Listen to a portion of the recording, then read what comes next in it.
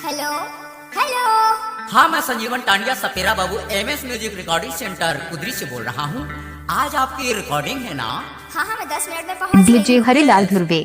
ये दई होवा दिया मेरी यार चले आवे, ये दई होवा दिया मेरी यार चले आवे, ये दई हुआ तेरा मेरी यार चले आओ, ये दई हुआ तेरा मेरी यार चले आओ, ये दई होवा दिया मेरी यार चले आवे, ये दई होवा दिया मेरी यार चले आवे, ये दई हुआ तेरा मेरी यार चले आओ, ये दई हुआ तेरा मेरी यार चले आओ।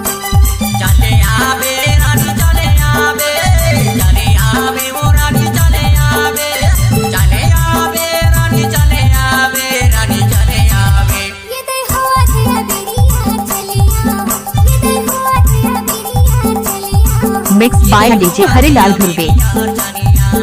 ये दई हुआ दिया मेरी यार चले आवे, ये दई हुआ तेरा मेरी यार चले आओ, ये दई हुआ तेरा मेरी यार चले आओ।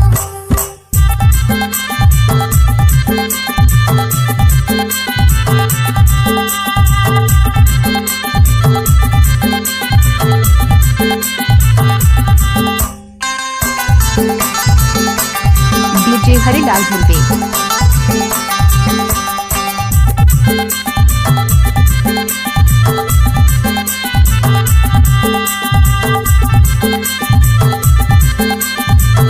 Mix by DJ Harilal Dhurve.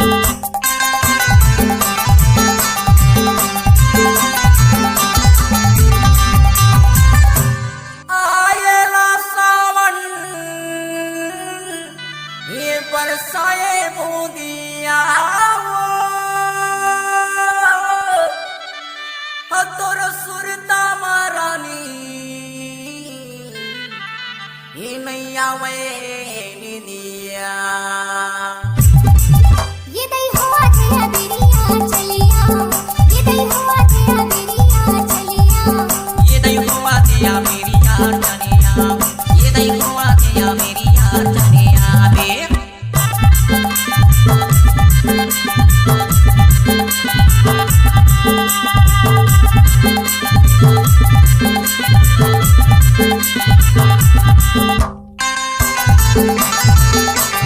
DJ Harilal Dhurve.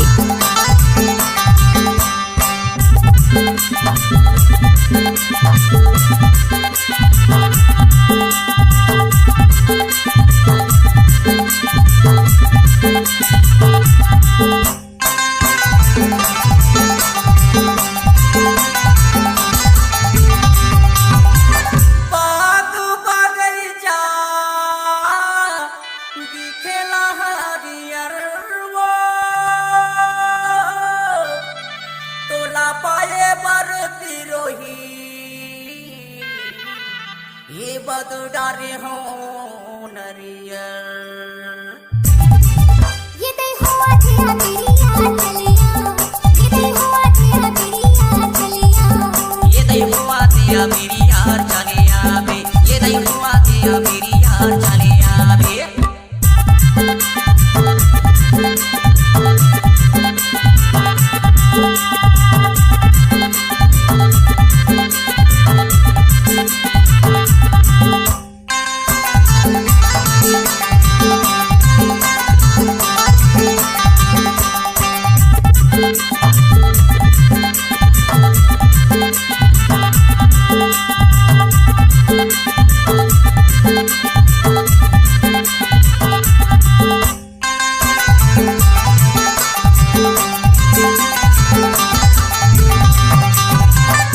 माया के मारे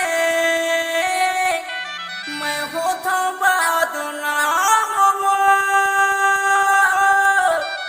दोनों हाथ में मायारो ये लिखा ले मोरे नाम।